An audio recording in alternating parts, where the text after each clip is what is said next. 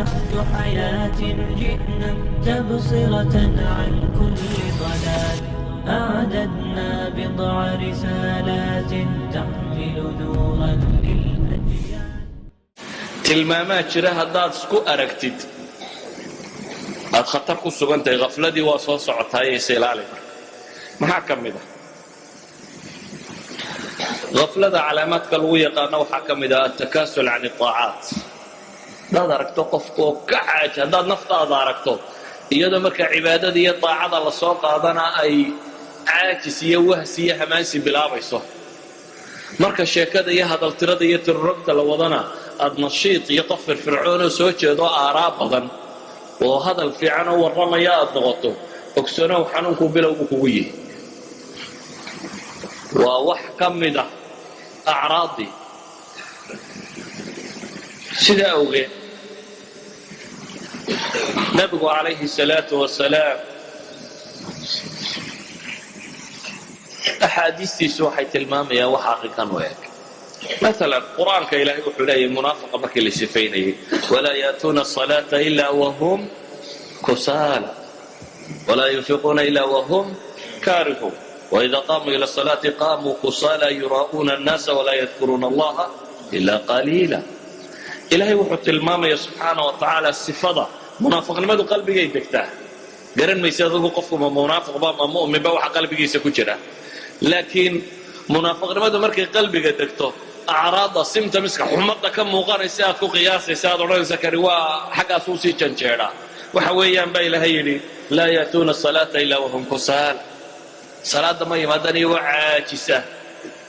oo ay ku dhib tahay mooyaane halkii nebi maxamed calayhi salaatu wasalaam salaadu ay u ahayd markay dhibtu qabsato meeshuu miciinsadaba arixna biha yaa bilaalu lahaa istaciinuu bisabri wasalaa ilaahay qur-aanka ku tilmaamayay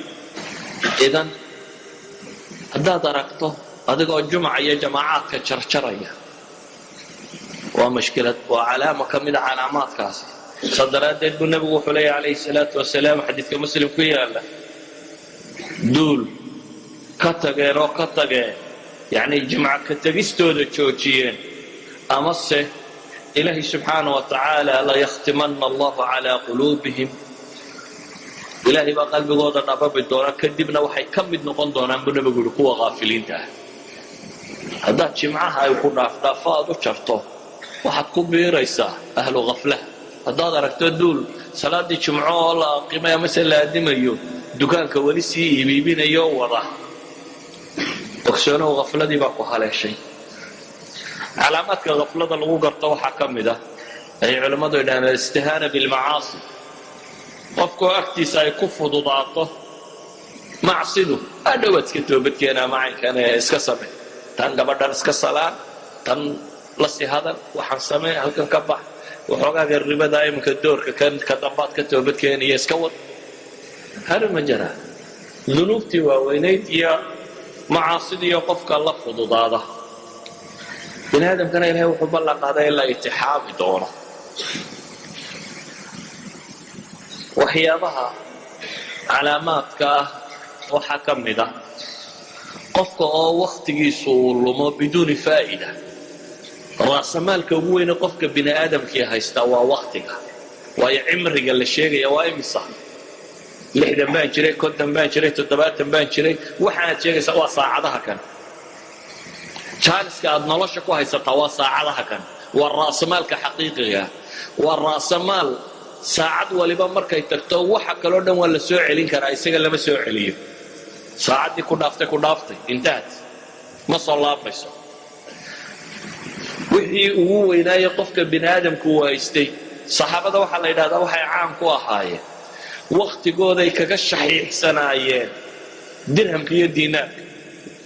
inagu yacni lacagtaynu bukhala ku nahy waktiga laakiin waad ogosha inaad iska sheekayso boodboodo waxa ka iska wado ama wax soo bix haddii lagu yidhaahdo aad dad gacanta u xijiraysa iyagoo xooluhu qiimaha weyn may samayna waktiga axadu saalixiin baa waxa la yidhi mid baa wuxuu yidhi waxoogaa baan rabaa inaan kula sheekaystee sheekha iyo rasul wuxuu ku yidhi ordoo cadceedda jooji yani cadceeddu waa igu socotaa time baa igu socda buu leeyahy dardasho war uma hayo weeyaan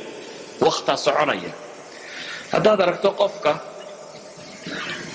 oo waktigiisu uu cidlo kaga lumayo waa xanuunka kan bahaya qofka oo aanay la weynayn waxyaabihii uu ilaahay ugu dhowaan lahaa subxaana wa tacaala qofka oo aan qur-aanku raadaynaynin iyo cibaadaadka kani waxaasoo dhamme ikhwatii fi lcaqiida waa acraad ama symptoms ama calaamado kaflada lagu garto